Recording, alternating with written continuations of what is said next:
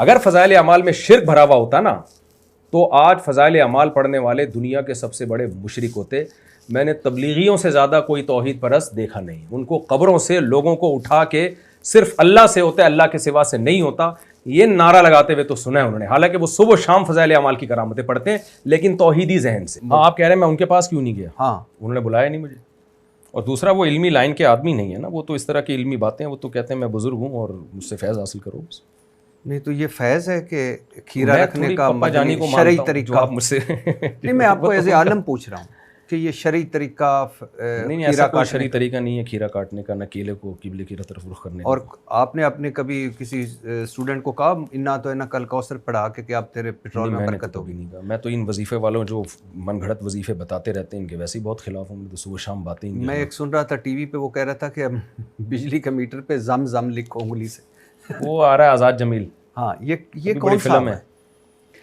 میں کسی کا نام لے کے رد نہیں کرتا, میری عادت نہیں ہے, لیکن بعض لوگوں کا نام لے کے رد اس لیے کرنا پڑتا ہے کہ لوگ ان کو علماء سمجھ رہے ہوتے ہیں, اہل حق میں سمجھ رہے ہوتے ہیں. بعد میں جب ان سے بڑے بڑے بلنڈر ہوتے ہیں تو لوگ پھر یہ سمجھتے ہیں کہ سارے مولوی ایسے ہی ہوتے ہیں. تو اس لیے آزاد جمیل صاحب کے بارے میں لوگوں کو بتا دوں, آپ کے ریفرنس ہی بتا دوں کہ یہ کوئی مستند آدمی نہیں ہے. اور بہت ساری چیزیں ہیں جو بلا وجہ ایسی کسی کے بارے میں بات کرنا مناسب نہیں ہے, لیکن یہ کوئی مستند آدمی نہیں ہے. نہ یہ مسائل کا علم جانتے ہیں, کچھ بھی نہیں. وہ جو اماں پہ روئے تھے نا, جب اماں کا انتقال ہو گیا تھا, وہ کس نے بتایا میری اماں پہ ظلم ہوا ہے, وہ بھی کافی انہوں نے, کیا بتاؤں میں, کافی کوشش کی تھی ایکٹنگ کرنے کی جو صحیح طرح سے ہوئی نہیں ان سے. یعنی میں حیران ہوں, ان پہ کمپلینز ہیں, ان پہ کچھ الزامات ہیں. یہ میں حیران ہو گیا کہ انہوں نے کہا کہ زمزم لکھیں میٹر پہ, پھر تو ماشاءاللہ بھائی جتنی بجلی ہو بل اتنا ہی آنا چاہیے, اس میں کم دینا تو ناجائز ہے. وہ تو یہ تو شرن بھی جائز نہیں ہے. اچھا آپ بل کم آئے, بجلی دبا کے استعمال کرو, بل کم آئے. اچھا آپ نے لکھا کہ یہ کہنا کہ نبی ہر جگہ حاضر ناظر ہیں یہ ٹھیک نہیں ہے. آپ نے کہا کہ اس نیت سے یا رسول اللہ پکارنا کہ میری پکار سن رہے ہوں, مدد کے لیے پکارنا شرک ہے. آپ نے کہا یا اللہ مدد چلے گا, یا رسول اللہ صلی اللہ علیہ وسلم مدد نہیں چلے گا. یہ آپ نے کہا, میں آپ کا سن رہا تھا. لیکن کلیات امدادیہ حاجی امداد اللہ صاحب کی جو مہاجر مکی صاحب کی 10 کتابوں کا مجموعہ ہے, اس میں آپ نے ان کے مشکل کشا کو جسٹیفائی کیا کہ وہ کسی اور میں کہہ رہے تھے. لیکن سنیے, سخت مشکل میں پھنسا ہوں آج کل, اے میرے مشکل کشا فریاد ہے. اب تو یہ شرک نہیں ہے, یہ جملہ شرک کی طرف لے جانے والا ہے.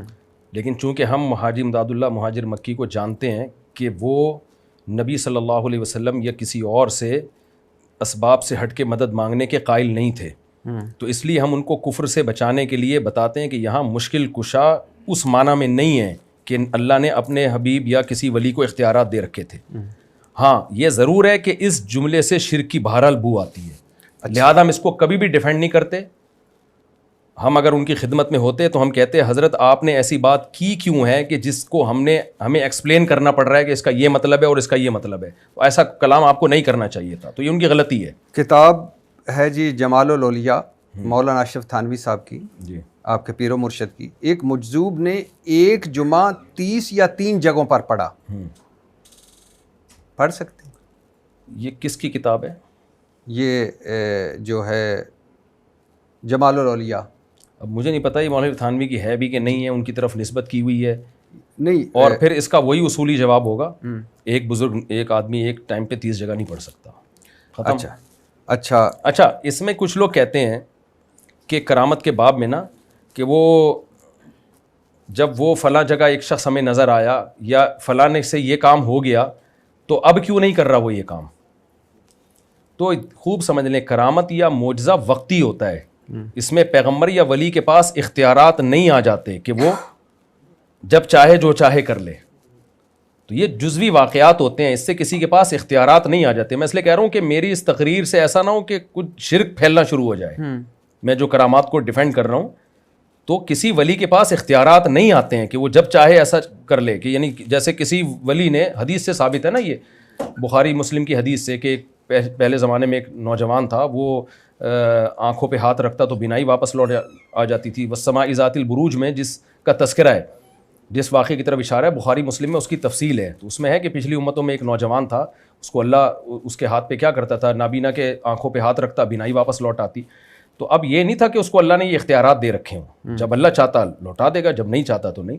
تو اب یہ جو 30 جگہ جمعہ پڑھا ہے, مجھے نہیں پتا یہ مولوی تھانوی نے لکھا ہے نہیں لکھا, ان کی طرف غلط نسبت کی ہے. تو بالفرض اگر یہ واقعہ صحیح بھی ہو تو اس کا مطلب کیا ہوگا؟ صورت مثالیہ, یعنی ایک ہی جگہ ایک بندہ ایک ٹائم پہ ہو سکتا ہے, دوسری جگہ ہو سکتا ہے کسی کو اس کی شبیہ نظر آ رہی ہو. اب اس شبیہ نظر آنے میں وہ مخلص بھی ہو سکتا ہے, کھوپڑی خراب بھی ہو سکتی ہے اس کی. تو یہ واقعات وہ ہیں جو اسلام نہیں ہے, نہ یہ ہمارے بنیادی عقیدوں کا حصہ ہیں. مولوی تھانوی کی جو اصل کتاب ہے جو انہوں نے پبلک کے لیے لکھی ہے عقیدوں کی اور مسائل کی, وہ بہشتی زیور ہے. اس میں جو عقیدے لکھے ہوئے ہیں وہ ہیں علماء دیوبند کے بیسک اور بنیادی عقائد. لیکن سر یہ ہے نا کہ ہمارا رولا یہ پڑا کہ ہم اللہ رسول قرآن کو چھوڑ کے ہم وہ کوئی تصوف میں گھس گیا, کوئی معجزوں میں گھس گیا, کوئی کرامتوں میں گھس گیا, کوئی پیٹرول کی ٹینکیوں پہ انا تو انا پڑھنے لگ گیا, کوئی زمزم اس پہ لکھنے لگ گیا, شعبدہ بازی کرنے لگ گیا. جن لوگوں نے اللہ رسول کی بات کو چھوڑ کے ان کاموں میں لگ گئے ان پہ تو اعتراض بنتا ہے. ہم اللہ رسول کو چھوڑ کے ان کاموں میں نہیں لگے, نہ ہمارے بزرگ لگے تھے. اچھا, انہوں نے جتنی مولانا رشید تھانوی نے پوری تفسیر لکھی ہے بیان القرآن کی, اور اتنا کام علمی 2000 ان کی تصانیف ہیں. تو وہ یہ نہیں کہ کتاب ہے امداد المشتاق مولانا اشرف تھانوی صاحب کی, وہ دور بیٹھے غوث الاعظم نے جہاز یعنی کشتی ڈوبنے سے بچا لی. ہاتھ وہ جو ایک تصویر بڑی فیمس ہے, بچپن سے ہم دیکھتے آ رہے ہیں. جی, غوث اعظم نے دور بیٹھے بچا لی. قرآن مجید کیا کہتا ہے؟ پہلی بات تو میں یہ بھی بتا دوں, یہ واقعہ مجھے نہیں پتا مولوی تھانوی نے لکھا بھی ہے کہ نہیں لکھا. یہ ان کی طرف نسبت بہت سی باتیں آج مولوی تھانوی کے بالفرض اگر ہم مان لیتے ہیں یہ صحیح ہے تو یہ کوئی اسلام کے منافی نہیں ہے. اس کا تعلق بھی کرامت کے قبیل سے ہے. جبریل علیہ السلام آئے, حضرت مریم سے کہا لی اہب لکی غلامن زکیہ, میں آپ کو ایک بیٹا ہبہ کرنا چاہتا ہوں. جبریل علیہ السلام نے اس کی نسبت اپنی طرف کی, حالانکہ جبریل کے پاس یہ پاور نہیں ہے کسی کو اولاد دے. یہ نسبت مجازی ہے. کیا مطلب؟ اولاد اللہ نے دی تھی, ہاتھ جبریل کا استعمال ہوا, حالانکہ جبریل اپنی طرف نسبت کر رہے ہیں. قرآن کیوں جبریل کی طرف نسبت کر کے اس واقعے کو بتا رہا ہے؟ قرآن کہہ رہا ہے میرا خطاب توحید پرستوں سے ہے, ان کو پتہ ہے کہ جبریل نہیں کر سکتے, تو یہ نسبت مجازی ہے. تو مجازن یہ نسبت کی گئی ہے کہ انہوں نے کشتی کو بچا لیا. علماء دیوبند کا, ہمارا, سارے اکابر کا عقیدہ ہے کہ کوئی بزرگ دور سے بیٹھ کے کشتی نہیں بچا سکتے, بچائی اللہ نے ہے, ارادہ ان کا ہوا اور ہاتھ ان کا استعمال ہوا ہے. تو یہ ایسا ہی ہے کہ سلیمان علیہ السلام کے جو سامنے جو ہے نا, سیکنڈ کے اندر, آپ مجھے بتاؤ کشتی زیادہ وزنی ہوتی ہے یہ وہ تخت ملکہ سبا کے زیادہ وزنی ہوتا ہے؟ تو وہ ایک بزرگ سیکنڈ کے اندر اتنا بھاری بھرکم تخت اٹھا کے لا سکتے ہیں, اور نسبت بھی اپنی طرف کر رہے ہیں کہ میں لے آؤں گا, حالانکہ وہ نسبت بھی مجازی ہے. لائے گا اللہ, آپ کا ہاتھ استعمال ہوگا, آپ نہیں لا سکتے, کوئی بھی نہیں لا سکتا. تو یہاں بھی یہی ہے کہ جن بزرگ کی طرف یہ نسبت کی گئی ہے, اگر یہ واقعہ مستند ہے تو پھر اس کی یہ تعویل کرنی پڑے گی کہ یہ بزرگ کا ہاتھ استعمال ہوا ہے, بچایا اللہ نے. اچھا, آپ نے کہا کہ یا رسول اللہ نہیں چلے گا. قصائد قاسمی ہے نانو توی صاحب کا, دیوبند کے بڑے, مناجات ہے, صفحہ 8 ہے. مدد کر اے کرم احمدی کہ تیرے سوا نہیں ہے قاسم بے کس کا کوئی حامی کار, جو تو ہی ہم کو نہ پوچھے تو کون پوچھے گا, بنے گا کون ہمارا تیرے سوا غمخوار.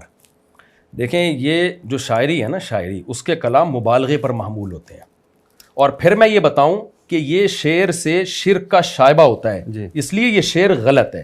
وہ اگر ہمارے سامنے موجود ہوتے تو ہم جتنا بھی ہے. آگے سنیے, مولانا اشرف تھانوی صاحب کی کتاب ہے یہ نشر القلیب ذکر نبی الحسیب, صفحہ 194, دستگیری. اچھا, یہ ان کا فارسی میں ہے یا اس میں, تو انہوں نے اس کا ترجمہ بھی خود ہی کیا ہے.